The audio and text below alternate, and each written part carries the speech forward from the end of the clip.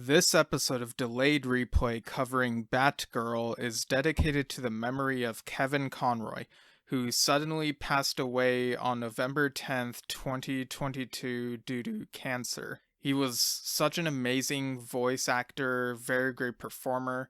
For many, the definitive Batman. He's definitely the voice I hear most often when I read Batman comics. And I was talking to Camille, my guest on this episode, before recording this little intro, and she said Kevin Conroy is her Batman. So, Kevin is such a huge part of the franchise, and it's sad that he's gone way too soon. And he will be missed, but not forgotten, as we will continue to hear his voice in the animation and video games we're so familiar with, and I'm sure place it against much of the material that we read that has come out and will continue to come out. So we salute Kevin Conroy and all of his accomplishments, and now sit back and enjoy the episode.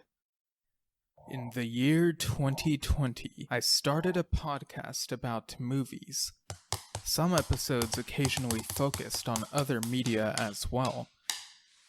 As I dealt with threatening interdimensional beings, I eventually met my other self from another universe where all the stuff I talked about got delayed. As it turns out, the stories as me and my guests described them were presented very differently in that other universe. So I continued podcasting these recaps, which apparently sound like improvised reviews, to entertain listeners of that other universe while they waited for the new release dates. Some episodes even focused on content of years past that did not come out in that other universe for whatever reason. The year is 2022. The podcast is now bi-weekly, unless stated otherwise. My name is Steven Shinder, and you're listening to Delayed Replay. Hello, listeners. Welcome to another episode of Delayed Replay, that podcast where we recap and review movies that came out on time in our universe but got canceled or delayed in that other universe. I'm your host, as always, Steven Shinder, and joining me to talk about the Batgirl movie, which apparently got canceled in that other universe for tax write-off reasons or something. It's really weird. Joining me, it is Camille. How's it going? Hey, Steven. Thanks so much for having me. It's going well. Really excited to talk about this movie. Cannot believe it would be canceled in another universe for tax write-off. It's I mean, we're going to get into it, but it's a really enjoyable movie, so it would be a bummer. Yeah, and you were telling me before recording that you didn't realize until midway through the day that you're wearing like a Batman shirt, right? I've really just been after that movie, just been in the zone. Yeah, for sure. So I guess we'll start off with, well, people have heard my history with DC and I guess Batman media in general, but what are your overall experiences with DC and Batgirl stories? So I think since we're around the same age, and we both grew up around the time where it was like really great Batman animated series, and then we had the Nolan movies. So I grew up with an appreciation of Batman, but I didn't start reading the comics until around, and I could admit this to you because I think we both watched a bit of the DC TV shows, CW shows. Right. So after watching like a season of Arrow, I was like, it's time to I'll check out the comics. And then years later, I've read all of the Robin comics, which there are 200 of. Nice. I've read the Chuck Dixon Birds of Prey, like Battlefield Cal. Way too many of them. I think we're the only two people who like genuinely bought the DC Universe subscription for the comics and for the streaming stuff. Like I'm in too deep.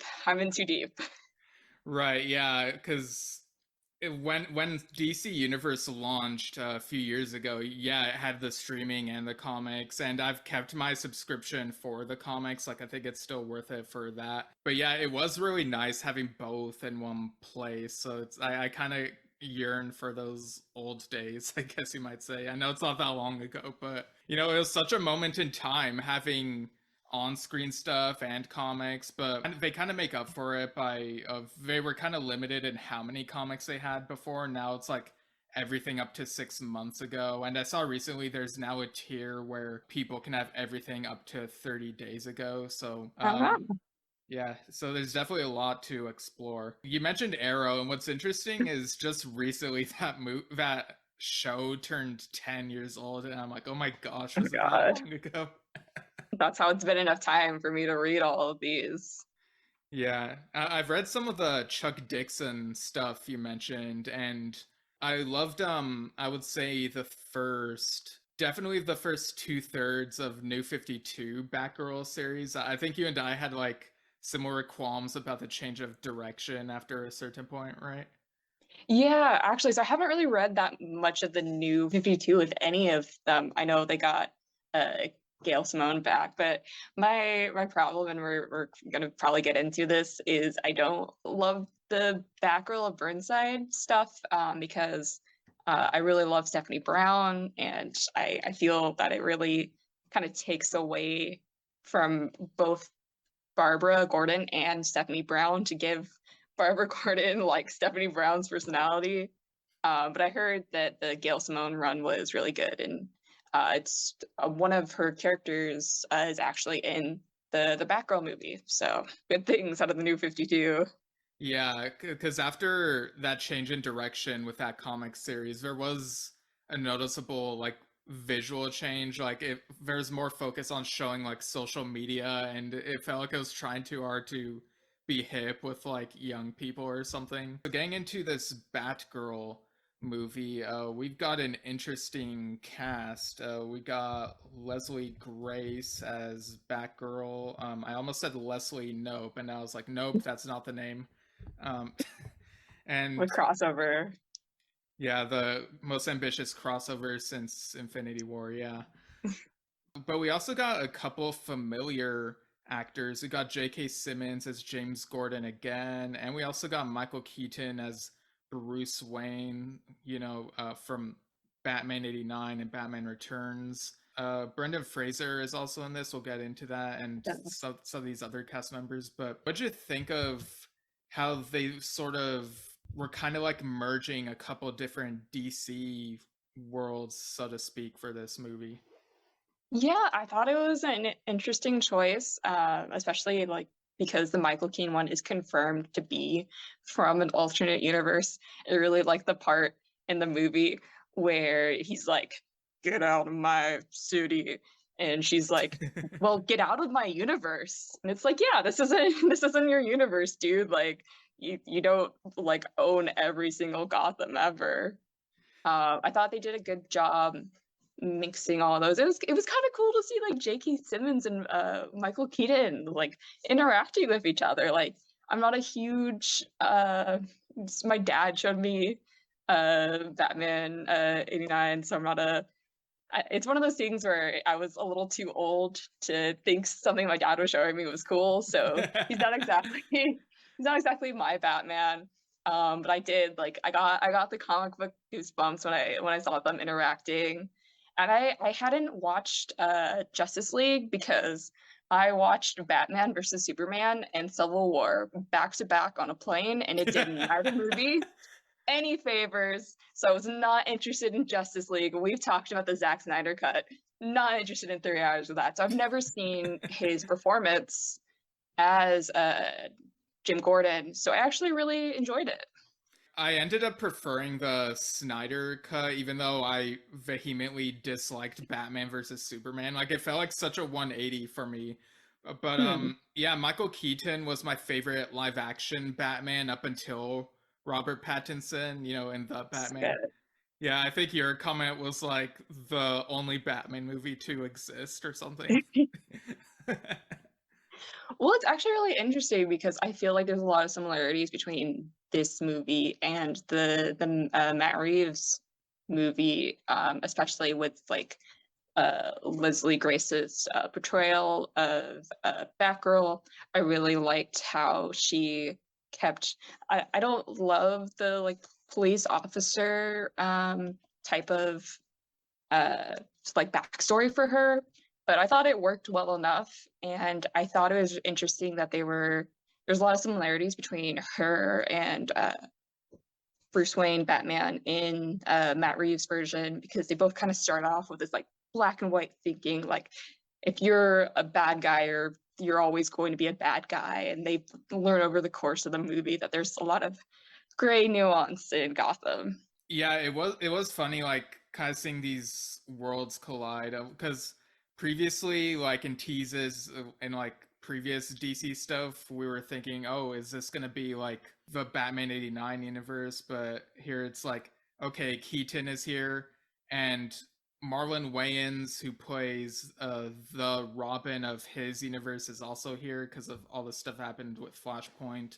Like, I guess it sort of changed some expectations going in, because with Batman '89 and Returns, you kind of expect a certain type of vibe with Gotham, but here with Leslie Grace's Batgirl, we got like that detective angle that was very reminiscent of the Matt Reeves stuff, even though this is in like J.K. Simmons's universe. I feel like we gotta like designate numbers for each of these universes to not get confused, but like whatever. And yeah, I really enjoyed that, and some of the music was not too similar to the Batman, but it definitely had some of that like synth sort of detective feel that made it gave it a nice noir feel, which was kind of weird in a sense, because Batgirl's costume doesn't feel too like dark or noir. Like it feels kind of a bit more on the campier side. Like it looks really cool, but yeah, it's like there's a little bit of a juxtaposition, but I think it kind of worked. Yeah, no, I definitely agree. Like I said, I don't love Batgirl Burnside, but I do think that her costume made sense in the movie. It made sense for her character. Like, it's a very easy to make utilitarian. I think it's the two movies are kind of comparable because Batgirl's always trying to do what Batman's doing, but on like a little bit more of a budget, HBO Max budget versus like a tentpole release budget. So I thought that the choice of that Batgirl costume made sense because it's a little easier to home make. I thought it was actually useful in one of the scenes. I don't know if you remember, but she's like trapped in one of the scenes, and usually like, what are you gonna do with like your cave, like the Ida mode, no cave Yeah. situation? Yeah, but hers is collapsed, so she just like collapsed it off, and that's a smart thinking there.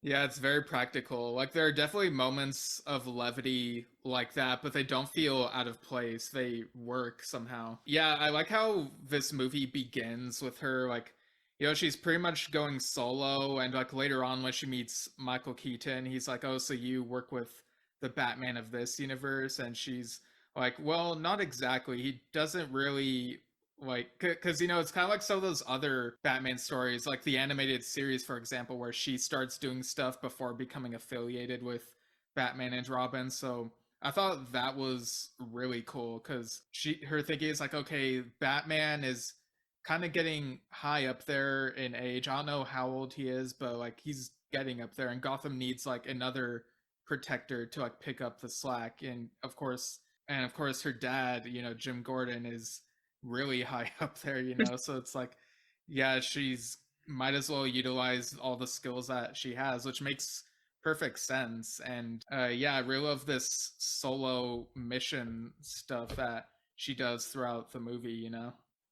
Yeah, I think Leslie Grace did a really good job of because I think Barbara Gordon as a character is, especially starting out year one kind of thing, is she's so used to being underestimated because of her size, because she's a woman, because she's the commissioner's daughter, and people see all those things and don't see how smart and how resourceful she is and how determined she is. I think that's a major thing of all the Batman characters that I like so much about the Bat family, is how much they do not give up, even when they probably should just pack it in. I think she did a really great job portraying that and her intelligence. I forgot to mention one of the other things I loved reading was Batgirl Year One. Um, Yes. yeah, it's a really nice modernization of sort of her debut in the comics. Incorporating Killer Moth, but in a way that works for and I love the art of it from what I remember. But yeah, what'd you think of that one? Yeah, no, that was definitely in my mind that I forgot to introduce. I too really love the artwork. I think there's also a Robin Year One, and so they work really Yeah, that well. one's great too. Yeah, so they're really complementary, and I think that one definitely has a lot of the same themes that I was talking about of her being underestimated. Like I really liked how they had in the movie that callback to in Batgirl Year One. There's this part where she's at the GCPD party and it's being under attack, and then she goes flips out and like puts on her costume and comes back. It like yes, so good. Yeah, and I like the progression throughout this movie where she starts off with sort of, it's kind of like a video game, right? Where like the first boss you go after is uh kind of closer to the ground, and as you go further, the bosses get a bit more like bigger and sometimes even like over the top. But yeah, it begins with a mob boss named Anthony Baresi. So she like fights his goons, and that's like what she's investigating, like where he is and trying to stop him. But what'd you think of their interaction when she finally got to him? I thought it was fun. He has kind of like this sleazy, like old mobster vibes. Kind of reminded me of The Long Halloween, where it's like this old mafia family where they think they're untouchable, and uh, he like kind of like it hits on her, which is like, but Oh yeah, that was it's like fun. big yikes.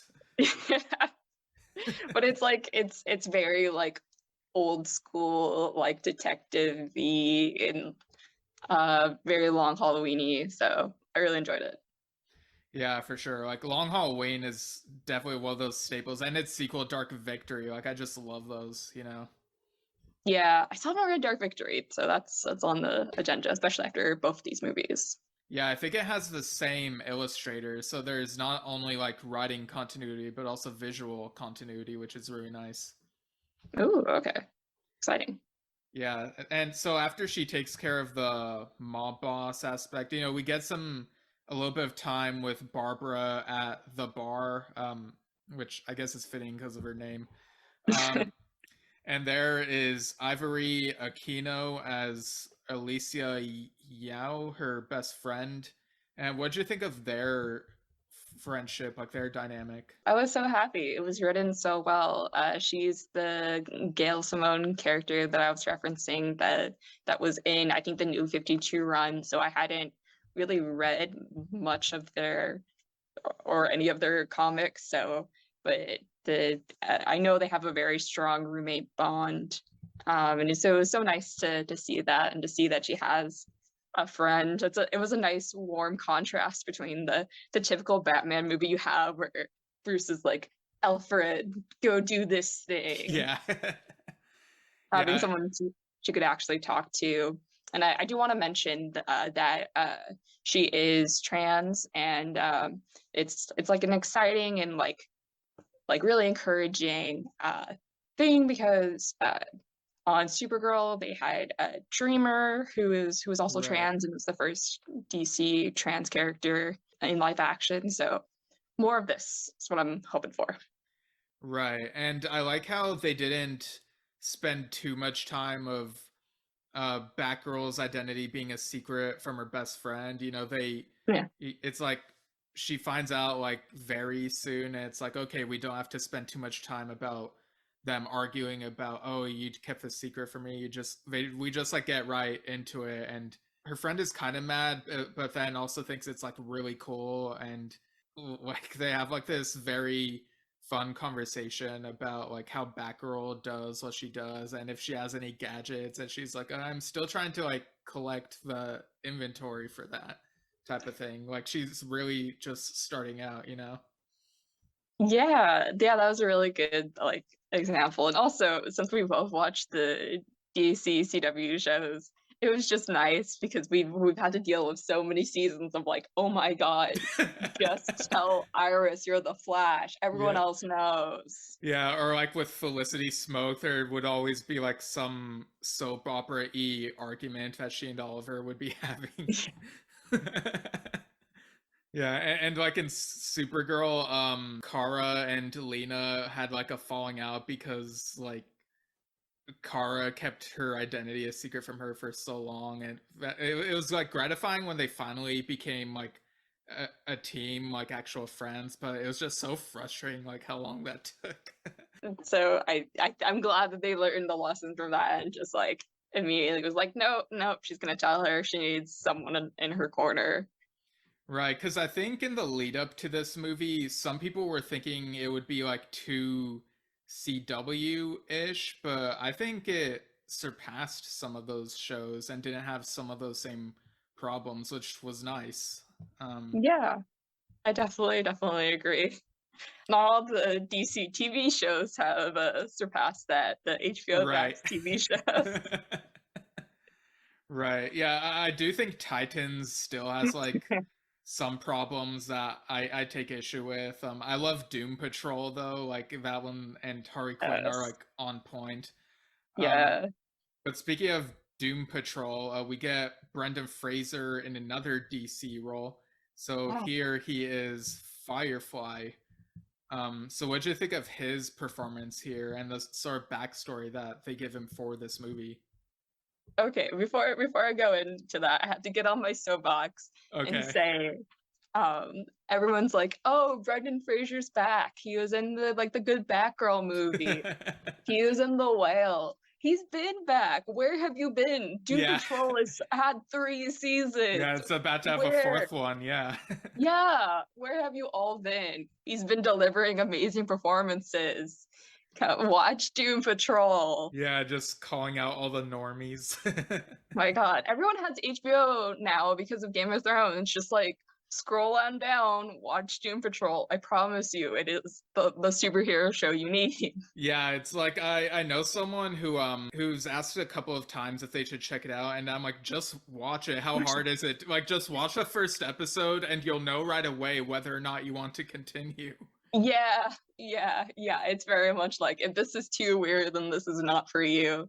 But his performance in it is so great. And just uh but his performance in this movie is also really great too. It's a completely different role. He gets to be a villain. He gets to chew up the scenery a little bit when he like goes full villain. But I felt for the most part his performance was really grounded. I thought there was Yeah. like a lot of good messages because he was a veteran. So just like in Breaking Bad, like the true problem is like our current insurance like industry, like the U.S. healthcare system is the real enemy here. Oh yeah, I guess that is like an underlying message in Breaking Bad. I just finished like my second watch through and it did with a friend, but that's like yeah, I didn't even like really think about that much, but I think that's definitely more overt in something like Saw 6, but yeah, that's definitely a thing in Breaking Bad. Yeah. I guess I need to watch Saw. Yeah, I mean, it's not for everyone. I love the first one the most because it feels the most grounded and not so reliant on the traps. It's more of a mystery type of thing than what the sequels became. But like Saw is probably my favorite horror franchise because of the continuity and attention to detail. There are a few plot holes here and there, but yeah, it's pretty much what got me into horror movies. Um, but getting back to this, you were saying Brendan Fraser was grounded here, and I agree. Like whenever he says like WTF, like the actual phrase, it doesn't sound like the over the top way he does it in Doom Patrol. It's more seriously he does it. Like when he sees Batgirl like swooping in, he's like WTF, like the actual words. Like he definitely felt like a different character here, and it just goes to show how versatile he can be. Yeah, definitely. I do think it's funny. Like he follows kind of into the same trap when all of them where it's like, oh no, we're paying the budget to have this big actor. but we've given them a costume with a mask. Yeah. So it's good news, bad news. So good news for all the stunt double stuff, like the really cool CG like fire stuff, because Firefly. Um, but at a certain point, like you're having these dramatic confrontations, so you like need the mask to be off. So I like how like Batgirl does get that battering from Michael Keaton, and then like slices the mask, and then you like see his face, and it's like it's a very good scene.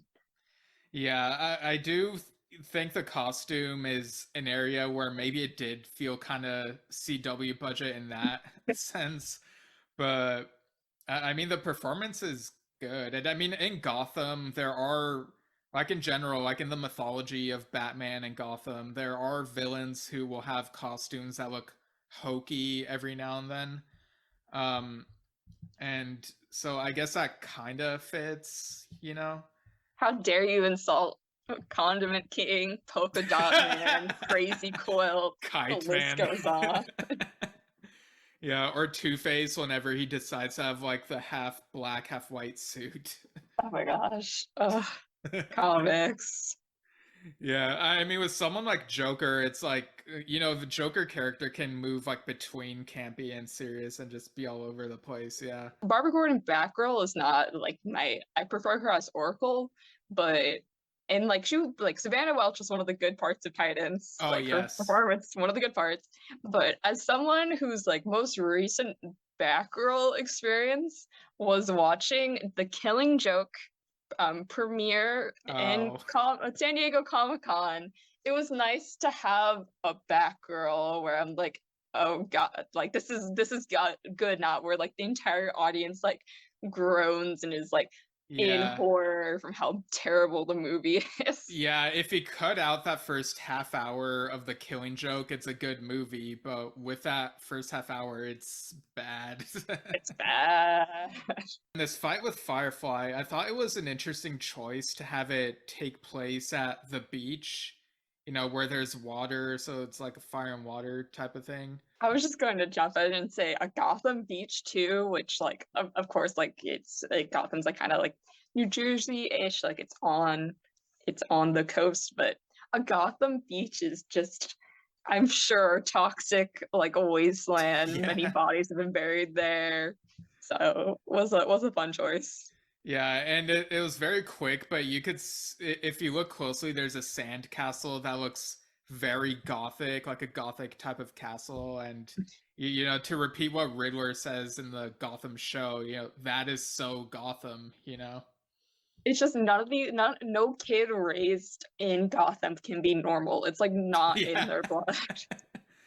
Yeah, I mean, any kid growing up in Gotham has the potential to be a ridiculous supervillain in Gotham. Yeah, but so many like Tim Drake, Duke Thomas, Barbara Gordon. Even if your family's normal, you have no relation to any rich person or any like police mob person, you're going to just grow up and have like something either tragic happen to you or be like, I think I wish to go fight crime now. So I'm just blaming Gotham Yeah. overall for it.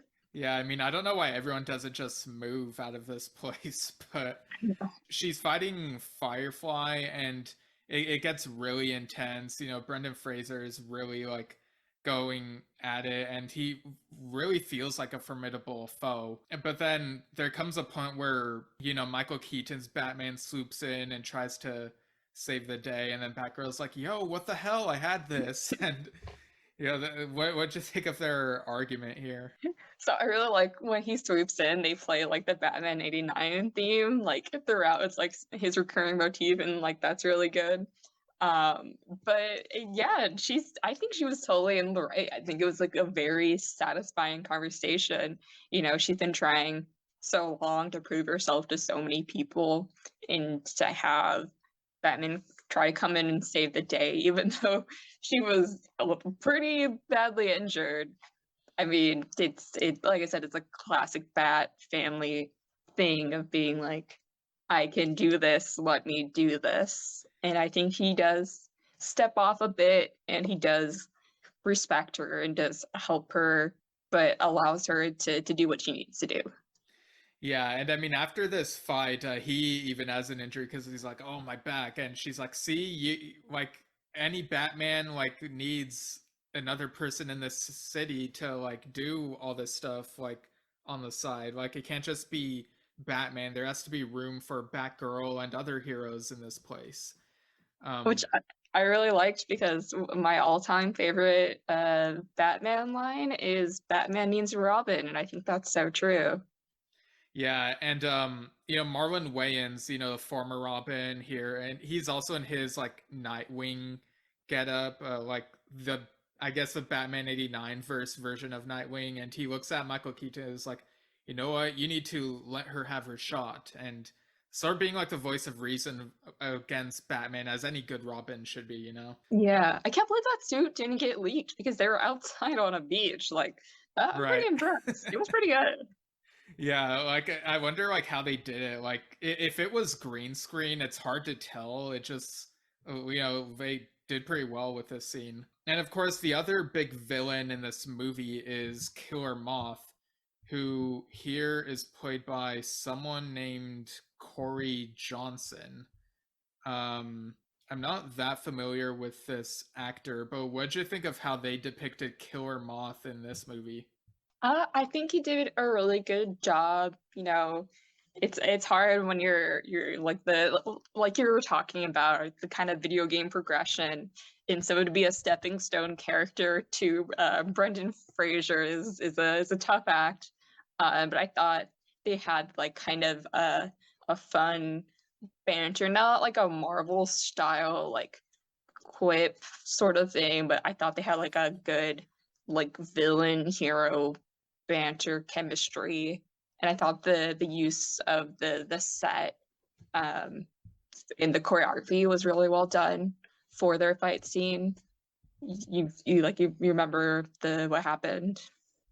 Yeah, so she finds Killer Moth in this vacuum cleaner factory, which I don't know if that's an actual thing, but apparently it is in Gotham. And so you have like all these like mechanisms that like suck up the air, and Killer Moth is trying to use it to his advantage because I guess in this version, this was his line of work, being part of a cleaning company. And he says something about how there are so many mothballs in this line of work. And basically, he's like, I decided I wanted to get closer to the light like any moth would. And of course, he doesn't mean like the light as like some like being innately good. Like he views it as a fire to sort of be in orbit with and be in power and have a sort of warmth. Like he definitely needs to see a therapist because like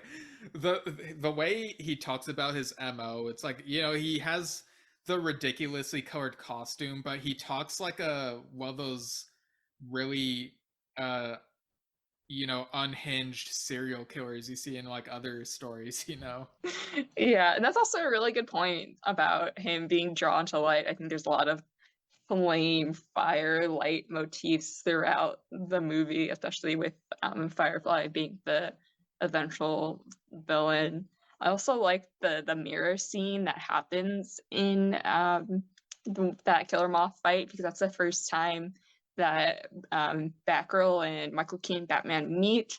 So like she's in this like hallway where there's like these mirrors looking for Killer Moth, and then she looks, and then in the mirror you see Michael Keaton, and it's a very good scene. Yeah, like she was looking for a killer moth earlier in the movie, and then later after the Firefly stuff, they get to like the vacuum cleaner place. And come to think of it, it's interesting how they have both of these sort of bug related villains Mm. that Batgirl's going up against. Yeah, I didn't really realize that until like just now, but yeah, kind of there's like some parallels there, I guess. Like I don't know, which villain were you more impressed by in this movie? I mean, like I thought Killer Moth did a good job, but it's hard to beat Brendan Fraser, so Yeah. that's where Yeah, he was just so charismatic and you could like believe why he was doing what he was doing. Whereas with Killer Moth's motives, it's kind of a big ask to buy into it, I guess.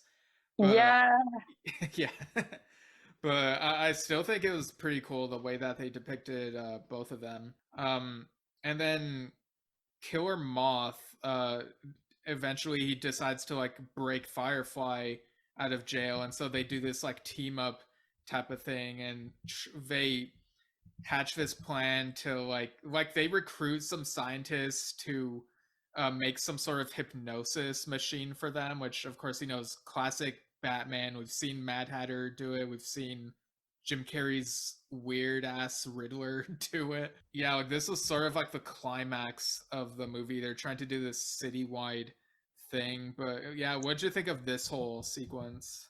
I didn't love it. I'm a little, I mean, having two villains in a movie is already a lot, but then having them team up, I was a little like, do we need to do this? And then especially the whole city thing.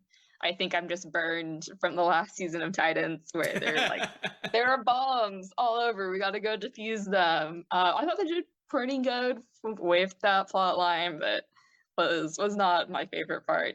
Not what I think they should have done for the climax, but I think they made it work. Right, and since they're teaming up, there's a moment where Batgirl wonders if maybe she should like go ahead and do a team up, but like any ally that she could have is like really far away in the city, and so she's kind of on her own here. But I really like that she really rose to the occasion. She has like this climactic moment where the music is like very, it's swelling and it's very much her theme here. She's climbing a fire escape, like trying to get up as quick as possible so she can face the villains at the top. And I really loved that sequence and how along the way people in the apartments would like cheer for her, and it's like we need more moments like that in superhero movies where we see more of the people reacting and wanting to encourage. Like I feel like we don't get enough of that. Yeah, it was a very like it kind of reminded me of like the Spider-Man movies that we grew up on. It's like very much like there we were I mean we were just joking about why do people stay in Gotham, and I think when you're stuck in a situation like that in Gotham and you do see someone who's trying to stick up for you and stand up for you, then you become like very fiercely proud. Like how New Yorkers are very proud of their city. You could tell in this movie that Gothamites are very proud of their heroes, and so it was just like a really heartwarming moment.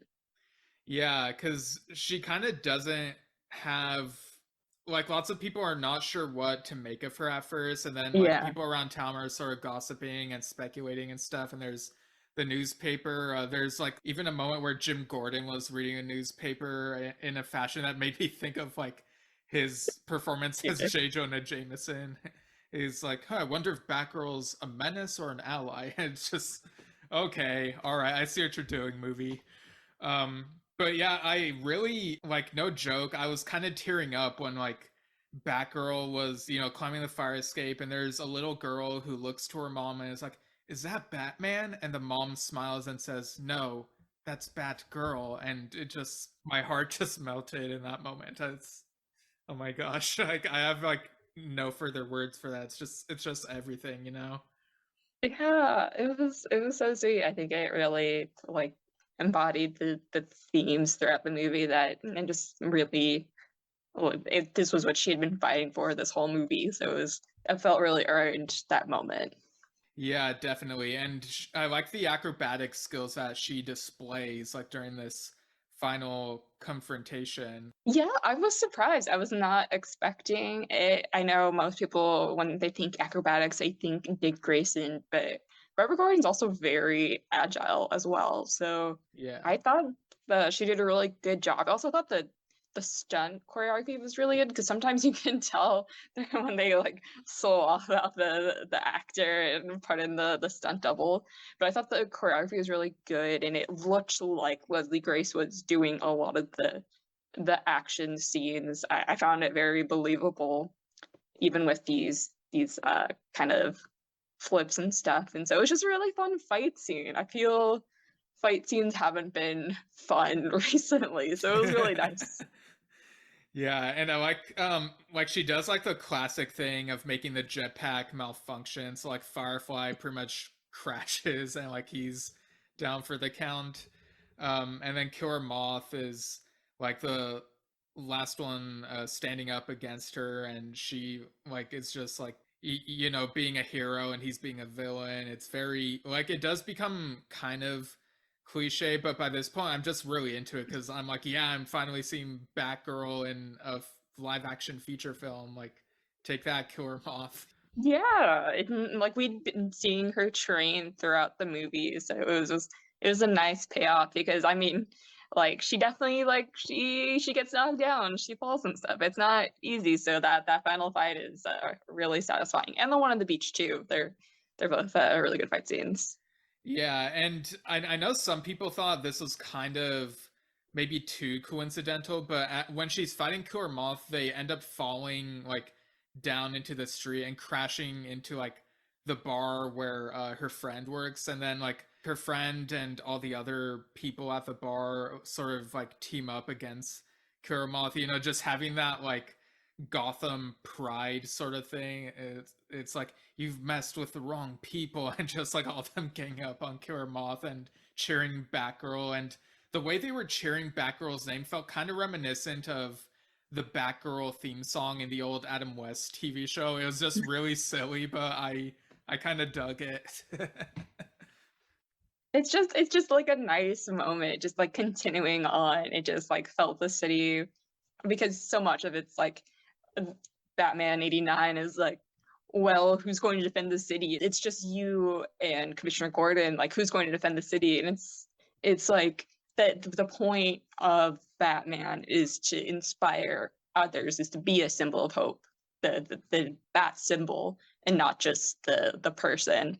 So it's a reminder of how the everyone in the Bat family inspires people in Gotham to do better. Right, because people can say what they will about The Dark Knight Rises, but conceptually, I love the idea that, you know, anyone can step up and be like Batman and fight for the good of the city. Every time I watch Into the Spider-Verse, I always cry. And I like, yeah, it's kind of like stealing the message of it. But you know, it's a great message. So I Yeah, don't mind because yeah, like every time just sobbing, like I could be wear the mask too. Oh, yeah, I love it's Miles Morales. yeah, definitely the best Spider-Man movie. I mean, a little while ago, I made this post where kind of showing appreciation for that movie and how like I feel like the twist with a Prowler is the most effective family member related twist since The Empire Strikes Back. And it's like, even if you already know who the Prowler is, whether it be from comics or other media, just seeing Miles witness it and like all his terror and confusion, and you can see he's tearing up if you look real closely because it's like the person he trusted the most is a bad guy after all, and he feels so alone, and the music is just so amazing during that moment. It gets the blood pumping. It's such a good movie. I can't say enough good things about Into the Spider-Verse. Ah, so good. But that's actually a good point. I mean, we were just praising the movie for not keeping her identity secret from her roommate, but she does keep it a secret from her dad, and they have these lovely domestic scenes together. J.K. Simmons definitely won me over, but when they don't come face to face often as Batgirl and Commissioner Gordon, but when they do, like there's definitely some tension. He definitely is doesn't really respect what she's doing out there. I think he comes to a bit of a grudging respect at the end, but I don't know. I think there's definitely a lot going on there. Yeah, because when they finally meet and like you know she's still as Batgirl, he's like, I don't know who you are, and maybe I don't need to. Thanks. And it's like sort of this like begrudging mutual respect type of thing, and it's like she's trying so hard not to contain like that that feeling of her dad like maybe being proud of what she's done, but like she can't like reveal like right. I hope that somewhere down the line he finds out and it all turns out well, but yeah, they were pretty restrained here, and I appreciate what they did, I suppose. Yeah, I really liked their specifically the pasta scenes of they're having that family dinner and they're Barbara is making her famous pasta spaghetti and meatballs for her dad, and they just have like this really lovely moment before like everything goes to hell because there's the bat signal lights up, and then they both have to stop dinner, and it's just nice to get those domestic scenes. We don't get them, I feel, as much in superhero movies. Yeah, they're really nice Yeah. because they're nice breaks between the more actiony and quick paced stuff. So yeah, I definitely enjoyed those. And we also cut back to Marlon Wayne's Robin.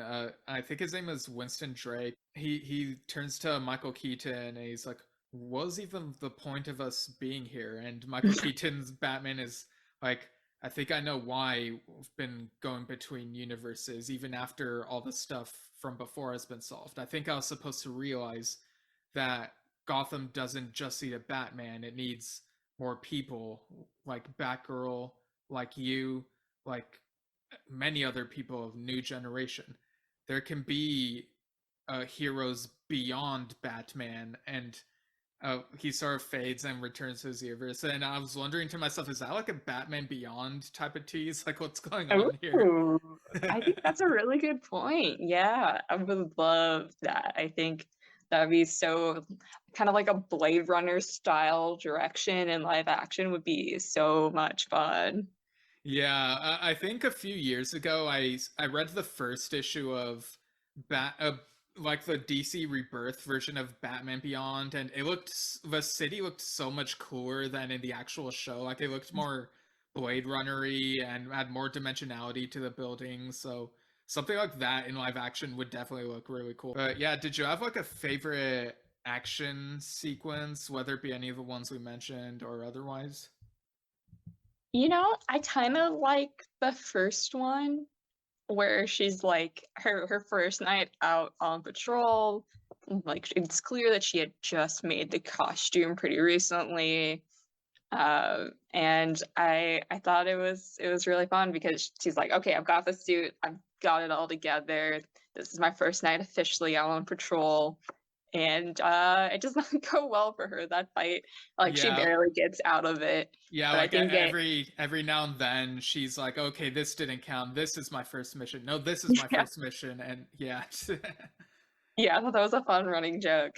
But even with the suit, even with having some other scenes and fight things under her belt, still she's kind of outmatched a bit, and she uses her smarts and the environment around her and her size and her build to her advantage to at least get out of the situation. I thought that really exemplified what I love about the character so much.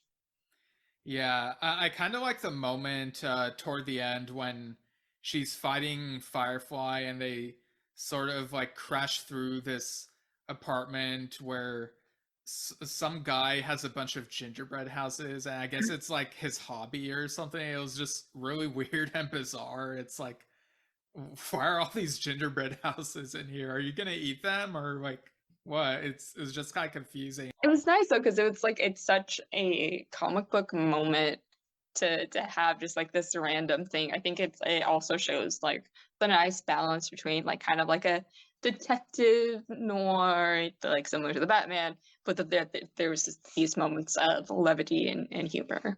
Yeah, so there's definitely a lot of cookie crumbling as they're like fighting in that apartment, which my heart really went out to that guy who worked so hard putting all those gingerbread houses together, but what can you Right. do? I mean, why would you ever try to do anything nice in Gotham? I know that's the whole point of this movie, but I would like you just if you want anything nice, if you want to have a hobby or anything good, go move to where I'm totally blanking. Where does Superman live? Metropolis. Metropolis. Just move to Metropolis. Yeah, or National City like in Supergirl, I don't know. Yeah, Not to be confused with National City San Diego, but yeah. yeah. Shout out. Shout out. What'd you think of the sort of credit teases at the end? Yeah, I thought they were really interesting. I thought, like you mentioned, that uh, there was like a tiny like further confirmation for the maybe a potential Batman Beyond, because there was one of the characters in one of the older characters in Batman Beyond was kind of referenced in one of the companies. So thought that was a nice tease. And Yeah, then like we might see Terry McGinnis in live action somewhere. yeah, because I think it was one of his parents. I can't remember their name. And then I thought, I mean, what did you think of the second post credit scene? The second one where it's back in Batgirl's universe, and she's on patrol again, taking down some thugs, and then at the end of the alley she sees a dark figure, and it is Ben Affleck's Batman, and he's like, I've heard a lot about you. You've done some great work. And you kind of expect, like, at first, you kind of expect him to scold her like we're used to in other media when it's like this early, but he's like, he says something along the lines of, you would be a great ally. I'm trying to put together a team. And she's like, don't you already have the Justice League? And he's like, well, I mean, like a home team. And I guess he's like, I don't know. Is he like trying to form Batman Incorporated or something, or Bat Family? It'll be interesting to see like what they do with this, I guess. Yeah, I love Batman Incorporated. I think it's such a fun storyline, and it really spreads it out to be global.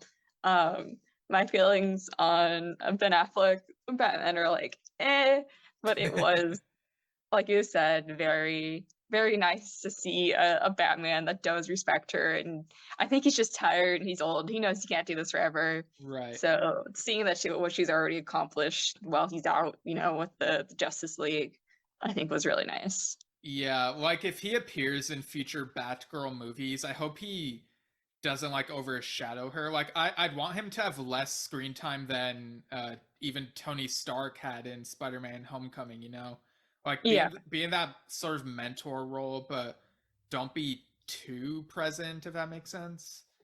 I think that's often the problem, and I think it's maybe one of the advantages of when we grew up. There's kind of a DC mandate where any Batman affiliated characters that weren't Batman could not have Batman in the media. Yeah. So like we had Robin and Teen Titans, and he just kind of like obliquely references Mentor. Right. And it's, on the one hand, it's kind of frustrating, but on the other hand, it allows the character to stand on their own 2 feet. So I definitely agree. I think sometimes the current Spider-Man movies struggle with that. So I definitely want her to just stand on her own because she carried this movie, and I had a great time. It was a fun movie. It was a good movie. Yeah. I guess we can go to final thoughts and score out of 10, and you can say like a unit of measurement for your score. It could be something like related to the movie if you want. So, what are your final thoughts on Batgirl and your score out of 10 and unit of measurement? Well, I'm just relieved that it's a good movie at this point.